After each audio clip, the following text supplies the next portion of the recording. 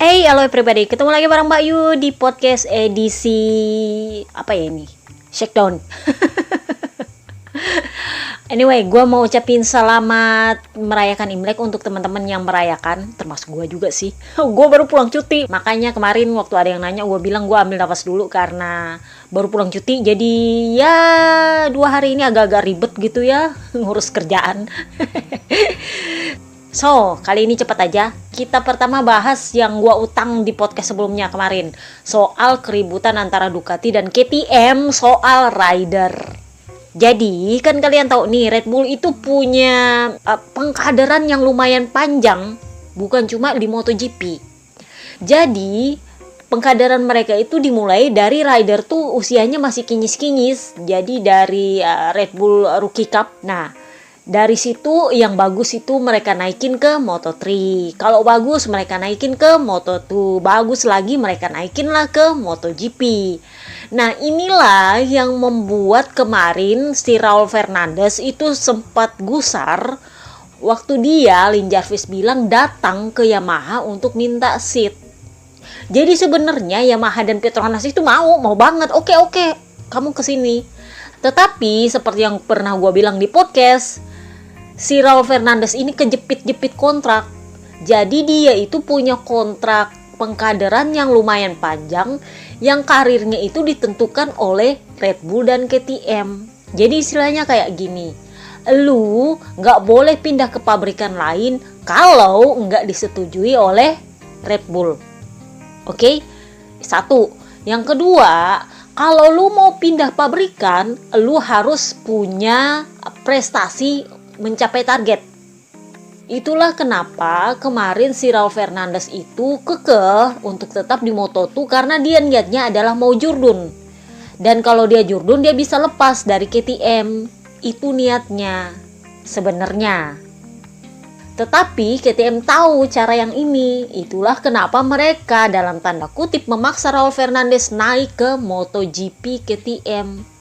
Supaya nggak ada celah untuk Raul Fernandez jurdun di Moto2 lalu pindah pabrikan lain. Jadi mau nggak mau dia harus naik ke MotoGP. Apakah bisa Raul Fernandez menolak? Bisa sebenarnya, tapi kena penalti. Kenapa? Karena jalur karirnya itu sudah ditentukan oleh Red Bull dan KTM. Makanya gue bilang maju kena mundur kena, serba salah lah dia. Jadi ya mau nggak mau dia harus pasrah naik ke Tech3 KTM. Nah, ini yang disoroti oleh Tardosi. Sebenarnya sih yang patut protes itu sebenarnya Yamaha. Cuman Lin Jarvis bilang kami nggak mau ribut sama pihak lain soal perkara rider. Kami mau merekrut rider yang nggak ada dalam tanda kutip utang sama pabrikan mereka kah, sponsor mereka kah, apalah pokoknya. Pokoknya nggak ada penalti kontrak gitulah. Nah, yang masalahnya yang ribut ini adalah Tardosi. Jadi Tardosi bilang KTM itu sengaja dalam tanda kutip mengikat rider-rider mereka dengan kontrak yang istilahnya agak-agak tricky sehingga rider itu nggak punya pilihan lain selain menuruti apa yang diinginkan oleh KTM. Ya sebenarnya benar juga sih. Off the record karena Raul sendiri nggak berani bilang soal itu. Jadi Tardosi ngomong seperti itu, bilang bahwa KTM itu terlalu serakah dalam hal rider. Mereka mengkader rider-rider mereka dari masih rookie Red Bull Cup sampai ke kelas MotoGP itu ridernya nggak ada pilihan lain. Kalau mereka bagus KTM nggak mau lepas mereka. Kalau mereka jelek baru dilepas. Karena sepertinya dia juga dengar kasusnya Raul Fernandez. Nah ini yang disambar oleh Pit Beirer. Pit Beirer ngamuk. Dia bilang ngapain dia ngurus-ngurus KTM punya urusan. Dia merasa Tardosi terlalu mencampuri urusannya KTM. Dan dia membantah meskipun sebenarnya ada sih off the recordnya ada. Memang kondisinya seperti itu pengkaderannya. Tetapi nggak pernah diungkapkan secara langsung karena kan anak-anak ini masih kinyis-kinyis banget. Nggak terlalu ngerti dan manajer mereka nggak mau salah ngomong. Jadi Pit Beirer membantah. Dia bilang gak ada tuh kami ngikat rider dengan kontrak yang luar biasa panjang dan jelimet. Gak pernah. Itu sebenarnya bukan urusannya Tardosi ngurusin kami. Lah kami kan memang punya banyak tim di masing-masing kelas, dan itulah kenapa kami memakai jalur pengkaderan, karena memang harus seperti itu jalurnya. Kalau mereka bagus bersama tim kami di kelas sebelumnya, ya dia naik kelas lagi, ya memang seperti itulah jalur promosi. Kalau dibilang kami sengaja nggak mau lepas rider berpotensi bagus, buktinya kami melepas Jorge Martin tuh ke Ducati. Kalau kalian dengar podcast gue sebelumnya kan gue udah bilang Martin dilepeh sama KTM. Kenapa? Karena kan kalian tahu dia calon ikan hiu baru, makanya dia dilepas ke Ducati. So, Pete Bearer bilang gini, kalau Tardosi mau komplain soal kontrak jangka panjang rider di KTM, suruh Ducati bikin tim di Moto3 supaya bagus mereka punya pengkaderan, bukan cuma nyomot-nyomot ridernya KTM. Kayak gitu sih intinya. Pokoknya ribut lah. Meskipun menurut gue sebenarnya nggak perlu ribut juga sih. Tardosi kan yang mestinya ribut itu si Lin Jarvis, tapi Lin Jarvis tahu diri lah. Jadi ya seperti itu ceritanya. Oke, sekarang kita move ke shakedown test. Nah, seperti kalian tahu di shakedown test ini yang berhak untuk turun track adalah rider yang konsesi, rider pabrikan tapi konsesi. Itu Papa Nina sama Papa Kembar. Kemudian para test rider semua plus para rookie. Jadi ya mereka semua turun. Meskipun menurut gue agak-agak ada yang hari pertama absen, ada yang hari kedua absen, ada yang hari ketiganya baru absen. Pokoknya ada yang beda-beda lah mereka punya jadwal. Yang menjadi sorotan adalah lagi-lagi Honda bikin drama. Kalau selama ini gue bilang Marc Marquez itu adalah jurun rakor, maka sekarang gue bilang Honda adalah pabrikan rakor. Kenapa? Jadi ceritanya seminggu sebelumnya, 3 hari sebelum ke Sepang, itu Bradel sempat menguji motor 2022 di sirkuit Jerez. Waktu itu fokusnya adalah untuk mempersiapkan motor kalau Marc Marquez sudah kembali. Jadi ada part-part dan setting-settingan lah di situ yang diuji sama Bradel sebelum ke Sepang, supaya nanti kalau sudah di Sepang sudah sisa diupdate lagi. Nah, pada saat itu motor dan letter dan segala macamnya itu masuk dalam satu kargo. Si Bradel juga siap-siap untuk ke Sepang, karena kan memang tujuannya mereka mau ngetes ke Sepang nih, shakedown. Si Bradel tuh cuman bawa helm cadangan. Jadilah si Bradel udah sampai duluan di Sepang. 2 hari sebelum shakedown dia udah nyampe di Sepang. Perkaranya adalah motornya nyangkut di Dubai. Jadi kargonya itu lari sendiri. Arahnya adalah ke Dubai. Dan masalahnya Dubai KL itu nggak sesering dari Eropa kargonya.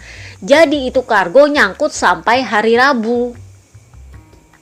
Nah, sementara shakedown itu kan dimulai dari hari Senin, Selasa, Rabu. Jadilah hari Senin si Bradel nggak turun. Hari kedua ternyata motornya yang dipakai itu motornya siapa? Motornya rider yang dikirim dari Jepang. Jadi itu totally bukan untuk tes update, tetapi memang ya kalau kata Jorno dibilang sebenarnya itu motor bukan untuk dites sih. Bukan untuk diuji. Kenapa? Karena partnya itu bukan part yang dari Jerez, tapi part update yang dari Jepang. Sama dengan letternya Pol Espargaro itu, karena Pol Espargaro udah ngirim duluan dia punya peralatan segala macem. Itulah yang dipakai sama Bradel. Jadi ya memang gue sempat bilangnya kedodoran, ternyata Bradel bilang kekecilan. Jadi sepatunya kecil. Kalau badannya kan si Paul kan tinggi tuh, jadi memang agak kedodoran, tapi sepatunya kecil katanya, kecil 2 nomor. Jadi ya dipaksa-paksa lah sama dia. Dia bilang kecil banget sih, tapi udahlah dipaksa aja. Daripada nggak kerja kan gabut. So, ekspektasinya waktu itu adalah hari Rabu itu motor nongol. Ternyata Rabu sore baru nongol. Jadilah dia masih tetap pakai letternya Pol Espargaro, pakai helm cadangan dengan boot yang kekecilan dan motor yang memang bukan motor yang dites. Agak drama ya, drama. Jadi usut punya usut, katanya itu kesalahannya Puig, katanya. Jadi itu kargo diatur sama Puig.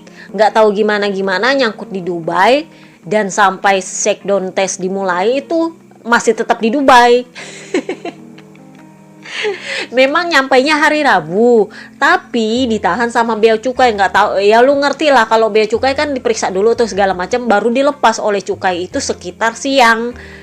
Jadi sore sampai malam baru datang. Nah kan kalian tahu kalau di postingan gue bilang hari Rabu sore itu nyaris nggak ada orang sudah di track. Kenapa? Karena mereka kan sudah ada di Sepang itu sekitar 2 hari sebelum shakedown. Nah itu ada kewajiban untuk melakukan PCR rutin setiap 5 hari sekali. Jadi pas hari Rabu mereka tes PCR lagi. Itulah kenapa di hari Rabu sore itu agak kurang yang ngetes di track. Seperti itu, mereka harus nunggu dulu hasil keluar baru bisa kembali ke track. Jadi ya kita lihatlah lagi nanti apalagi dramanya Honda. Buat yang nanya Puig kemana, gue sebenarnya bertanya-tanya juga. Jadi gini, gosip berhembus sepoi-sepoi banget nih ya. Kabarnya Puig tahu rencana Honda untuk melengsarkan Marc Marquez mengambil Joan Mir. Tapi menurut Puig, dia kan tim manajer nih. Menurut Puig itu nggak benar. Kenapa? Karena di atas kertas memang Marc Marquez itu masih ada kontrak. Jadi nggak benar kalau lu mau mendepak Marc Marquez. Kalau mau depak ya depak Pol Espargaro. Tetapi petinggi nggak mau depak Pol Espargaro. Kenapa? Karena itu adalah kalau bisa dibilang rider jaga-jaga dalam tanda kutip. Kalau nanti Marquez kenapa-kenapa paling nggak mereka punya Pol Espargaro. Nah ini yang menjadi ketidaksepakatan antara Puig dengan petinggi Honda. Itulah kenapa kalau kita runut, pernyataan Puig yang terakhir dia ngomong di media itu adalah, kalau nggak salah Desember 2021 kemarin. Bahkan di konferensi pers virtual Honda 14 Januari kemarin, itu dia nggak kasih pernyataan sama sekali. Bahkan saat Marc Marquez kembali ke lintasan di Portimao, dia nggak ngomong sama sekali. Tetapi gosipnya adalah waktu si Bradle ngetes motor di Jerez untuk persiapan ke shakedown test, itu kargonya di-manage oleh Puig. Nah ini yang menurut gue jadi bahan drama. Kita lihat nanti apakah konflik internal antara Honda, Puig, Marquez ini akan mengarah kemana? Kita tunggu konfirmasinya di launching tim tanggal 8 Februari nanti. Apakah Puig akan hadir atau enggak? Apakah dia kena SP? Ya menurut gue dia sebenarnya sudah berapa kali kena SP sih teman-teman. Dia itu kena SP waktu si Paul ngomong soal beda sasis. Itu dia udah kena SP sebenarnya. Karena dianggap nggak bisa ngatur rider. Si Paul kan sempat ngomong tahun lalu soal dia beda sasis sama Marc Marquez. Ini gue nggak tahu ini udah SP keberapa, tapi yang jelas itu dia kena SP waktu itu. Nah, seperti yang kita tahu bahwa Puig ini adalah bumpernya Marc Marquez. Kalian ingat 2 tahun terakhir waktu Marc Marquez cedera lengan, itu dia nggak pernah sama sekali ngomong ke media loh. Yang ngomong itu siapa? Puig lagi. Nah sekarang itu Puig hilang entah kemana. Jadi mau nggak mau Marc Marquez ngomong sendiri soal kondisi dia kepada media secara langsung. Ini yang menurut gue agak-agak anomali yang nggak biasanya. Ada apa dengan Puig dan Honda? Dan kabar terbarunya adalah Marc Marquez kan udah sampai di Sepang nih untuk tes besok. Dan Marc Marquez mengakui bahwa memang penglihatannya itu sudah bisa diatasi. Jadi mungkin diplopianya masih ada tapi udah kurang dikit banget lah ya. Yang menjadi masalah adalah lengan dia yang selalu menjadi concern setiap race. Katanya Marquez, tes di Sepang itu akan digunakan oleh Honda untuk melihat seperti apa lengannya berfungsi. Dan apakah pekerjaan Honda itu cocok dengan kondisi lengannya. Nah, gosip berhembus sepoi-sepoi, dia sebenarnya dalam review untuk 3 bulan ke depan. Jadi sampai akhir musim semi. Jadi sepertinya Honda itu kekeh untuk menjalankan plan B mereka. Tetapi ambil win-win solution. Mereka kasih review si Marquez ini sampai akhir musim semi, sekitar April-Mei lah ya. Kalau sampai tenggat itu si Marquez masih nggak bagus performanya, mereka akan mereview kembali kontraknya Marc Marquez. Gosipnya sih seperti itu. Jadi win-win solution. Petinggi tetap kekeh pengen jalankan plan B, sementara Marc Marquez di atas kertas itu merasa masih punya hak untuk kontrak dia, tetapi dia juga lemah dalam posisi fisiknya. Karena Honda itu butuh jaminan bahwa dia akan membalap selama 1 musim, bahwa dia akan memberikan hasil yang baik. Nah, kalau nggak bisa, Honda ingin punya opsi lain. Ini kontrak 4 tahun udah kita nggak bisa lanjut karena kondisi fisikmu juga nggak tahu, nggak jelas. Sementara Marc Marquez sendiri sudah bilang, saya juga nggak tahu apakah diplopia saya ini nantinya akan kembali atau tidak. Apakah nanti lengan saya bisa membawa saya kembali ke puncaknya MotoGP apa enggak? Kurang lebihnya seperti itu. Jadi si Marc Marquez sendiri nggak punya jaminan bahwa dia akan baik-baik saja sepanjang musim ini, meskipun dia masih punya kontrak yang berjalan. Sementara petinggi Jepang nggak mau ada kejutan lain sepanjang musim ini mengenai Jurun Rakor. Daripada ada kejutan, mending ganti aja yang nggak bikin kaget, yang pasti-pasti aja. Ya bener juga sih, yang pasti-pasti aja. Nah, ini yang sepertinya bikin si Puig agak-agak tersingkir dari Honda. Jadi kita lihat aja nanti akan seperti apa Puig dan Honda. Karena gosip berhembus sepoi-sepoi sepertinya tim ini mulai diambil alih oleh Takeo Yokoyama. Gosipnya. Tapi mudah-mudahan gue salah ya. Nah, sekalian kita ngomongin Honda, kita ngomongin Bradle, kita bahas apa yang terjadi dengan shakedown. Jadi si Bradle itu kan di hari pertama dia nganggur tuh. Jadi dia cuma datang ke track buat nonton doang. Nah, di hari pertama itu si Mika Kallio itu berada di posisi ketiga waktu itu, catatan waktu. Nah, si Kallio ini di shakedown test hari pertama itu punya 2 motor dengan 2 transponder. Bedanya adalah Dani Pedrosa itu bawa motor tanpa transponder. Istilahnya kayak apa sih kalau gue bilang, kayak bawa motor siluman lah yang nggak jelas, keliling-keliling tapi nggak ketahuan waktunya apa, catatannya gimana gitu loh. Nah, Bradle itu menuding bahwa KTM sengaja menyembunyikan sesuatu di shakedown ini dengan membuat Dani Pedrosa keliling trek tanpa transponder. Jadi si Bradle bilang, saya yakin waktu yang dibuat oleh Kallio itu ditentukan oleh Dani Pedrosa. Istilahnya kalau bahasa Inggrisnya, si Dani Pedrosa yang bikin itu cetakan waktunya Kallio. Kenapa? Karena menurut dia motor yang dipakai Kallio itu sama dengan motor yang dipakai oleh Dani Pedrosa. Bedanya Dani Pedrosa mengakunya nggak pakai transponder. Jadi logikanya memang kalau KTM punya 2 motor di pedok, berarti satu mestinya dipakai sama Dani Pedrosa, satu dipakai sama Kallio. Bener nggak? Masih ingat kalau Yamaha itu kan pakai kode motor T1, T2, T3. Mereka nggak pernah cari tahu siapa yang pakai motornya siapa. Nggak pakai nama. Tapi berdasarkan motor. Nah, itu pikirannya Bradle. Berarti motor 1, motor 2, salah satunya itu dipakai oleh Dani Pedrosa. Dan waktu mencetak waktu terbaik itu, kecurigaannya Bradle adalah itu Dani Pedrosa yang bikin, bukan Mika Kallio. Karena logikanya adalah kalau memang sepenuhnya Dani Pedrosa nggak pakai itu motor, berarti harusnya 3 motor dong KTM. Nah, tudingan lainnya Bradle soal motornya Pedrosa ini adalah bahwa KTM sengaja menyembunyikan dalam tanda kutip kekuatannya KTM di motornya Pedrosa dengan tidak memberikan transponder di motor itu. Karena kan Kallio cuman test rider biasa, yang apa sih kalau gue bilang bukan rider MotoGP. Jadi ya kalau lihatnya segitu jelas Dani Pedrosa levelnya jauh di atas Kallio.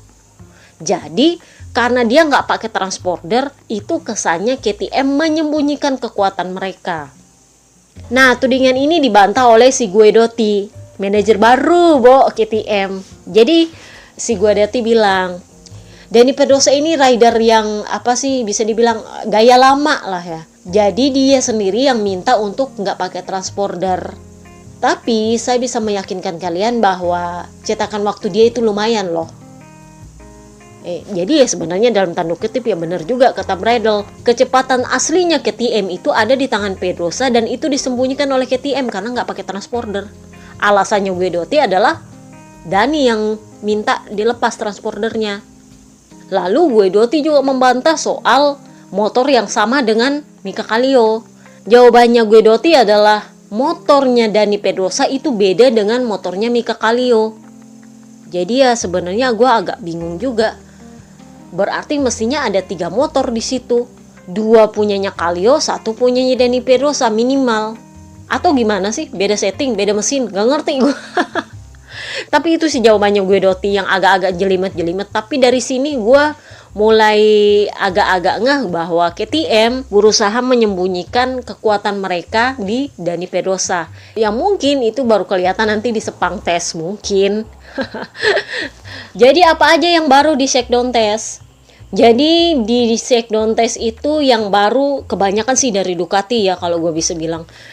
Mereka punya exhaust baru. Kemudian ada katup tambahan di belakang, di bawahnya sandbox itu. Katanya itu untuk memaksimalkan engine brake. Terus mereka juga firingnya ada yang agak di bawah sedikit. Jadi kalau talang air, masih ingat kan talang air? Nah kalau talang air itu untuk downforce di bagian belakang tengah. Nah firing baru mereka itu agak di bawah, itu untuk downforce di bagian depan. Sudah ada, jadi itu semacam membantu whole shot gitulah. Itu lumayan bagus loh. Giorno bilang itu bahkan beberapa kilo lebih besar dan lebih banyak kalau firing itu ditaruh di bawah lubangnya.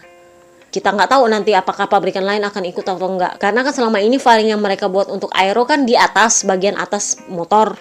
Nah sementara firingnya Ducati yang baru ini, itu aeronya ada di bawah. Jadi memang tujuannya adalah downforce bagian depan dan bagian tengah. Sementara talang air adalah untuk downforce bagian belakang. Bagus, bagus. Namanya gigi dalinya gitu loh. Pinter, Bo. Kemudian Yamaha ini ya seperti biasa lah ya, agak-agak setengah hati kalau ngomongin apa-apa. Tahu nggak, dari 3 hari shakedown test itu mereka cuma turun di hari terakhir. Dan itu pun agak siangan. Jadi Carl Crutchlow itu setelah dia pengumuman dia perpanjangan kontrak sebagai test rider Yamaha untuk 2 tahun ke depan, itu dia nongol di track itu sekitar agak-agak siangan, jam 11 sampai jam 10 ke atas gitu. Dan itu pun nggak lama, sisanya itu diganti sama Nozane. Jadi ya seperti itulah Yamaha ya. Gue agak setuju dengan seorang subscriber yang bilang Yamaha ini kalau ngembangin apa-apa setengah hati tapi pengen banget buat judul terus. Tapi ya siapa tahu aja gitu kan, kayak Bebe Vale bilang Yamaha itu emang telat kalau pengembangan, tapi pengennya kalau sekali turun ya signifikan. Itu maunya Bebe Vale dulu. Cuman ya kita nggak tahu itu nanti gimana. Di Sepang Test kita lihat Quartararo akan seperti apa. Karena ya seperti itu emang Yamaha. Kalau Honda pengen turun dari hari pertama tapi motornya nggak ada, kalau Ducati dari hari pertama sampai hari terakhir digeber. Kalau Yamaha tunggu aja udah hari terakhir gitu, orang udah mulai malas-malas di track baru mereka turun. Kemudian apalagi ya, si Fabio De Gianantonio ini rookie 1 ini kasihan juga. Gue sih bahasa gue gastrointestinal, intinya gangguan usus. Ya ujungnya adalah mencret-mencret. Jadi ya bener juga mencret-mencret bahasanya. Jadi si Fabio Di Giannantonio itu hari pertama bagus, giliran hari kedua dia mencret-mencret. Emang KO kata dia. Saya itu sampai KO, nggak bisa bangun dari tempat tidur. Sakit perut. Hari ketiga semestinya dia turun karena memang mencret-mencretnya udah berhenti. Tetapi ya you know lah kalau mencret-mencret kan kekurangan cairan. Jadinya dia masih lemas, jadi nggak bisa bawa motor. Yang ada malah dia dites COVID. Kenapa? Karena kan varian Omicron yang baru itu gejalanya bukan sesak napas sih, kebanyakan adalah gangguan pencernaan. Jadi dokter itu sekalian isolasi dia, sekalian dites bener nggak dia ini bebas COVID. Dan memang waktu itu hari Rabu akhirnya keluar itu hasil tes, dia negatif. Jadinya sama dokter dibilang ya udah istirahat aja supaya nanti pas Sepang Tes dia udah bisa turun track lagi. Lalu kita bahas soal livery. Yang buka livery ya minggu ini Pramac, Yamaha dengan baru-baru Suzuki. Pramac lumayan bagus loh menurut gue, desain grafisnya lumayan oke. Yamaha sedikit kurang perubahan, tapi sepertinya lebih banyak warna hitam ya sekarang, bener nggak? Kemudian Suzuki itu lebih banyak silvernya sekarang, dan X-Star-nya udah nggak ada. Ya mungkin itu perkara sponsor sih. Tetap menurut gue yang paling bagus silvernya minggu ini adalah Pramac. Jadi ya seperti itulah. Lalu apa kabar dengan bubble-nya mereka? Jadi di Malaysia itu ternyata ketat banget bubble-nya loh. Jadi para rider-rider ini dan para officialnya itu memang cuman untuk hotel track. Dan mereka setiap 5 hari harus PCR. Kalau lu sakit, lu PCR lagi. Pokoknya apa sih kalau bisa gue bilang, diperhatiin banget kemana-kemananya. Nah bahkan di hari Rabu itu sore itu sampai kurang orang di trek itu karena sopir-sopirnya mobil mereka itu juga menjalani pemeriksaan di kepolisian perkara COVID pass dan tracing. Karena kan istilahnya memang para rider dan official ini mereka di bubble, tapi kan yang sopir-sopirnya itu kan pada pulang ke rumah, nggak ada yang tinggal di hotel, bener nggak? Jadi mereka akhirnya di tracing juga, karena kan mereka bisa dibilang adalah orang yang paling lama berhubungan dengan para peserta di trek ini. Jadi kalau misalnya mereka pulang terus mereka balik lagi kan takutnya terpapar, jadi diperiksa sama polisi katanya. Nggak ngerti lah gue, kita nggak tahu nanti di Mandalika. Pokoknya semoga semua berjalan lancar lah ya. Oke, itu aja gosipnya minggu ini, nggak panjang-panjang. Gue tahu kalau podcast ini terbit itu pas lagi Sepang Tes mungkin berjalan. Jadi Sepang Tes kita akan bahas di minggu depan. Oke, see you next time guys, bye bye.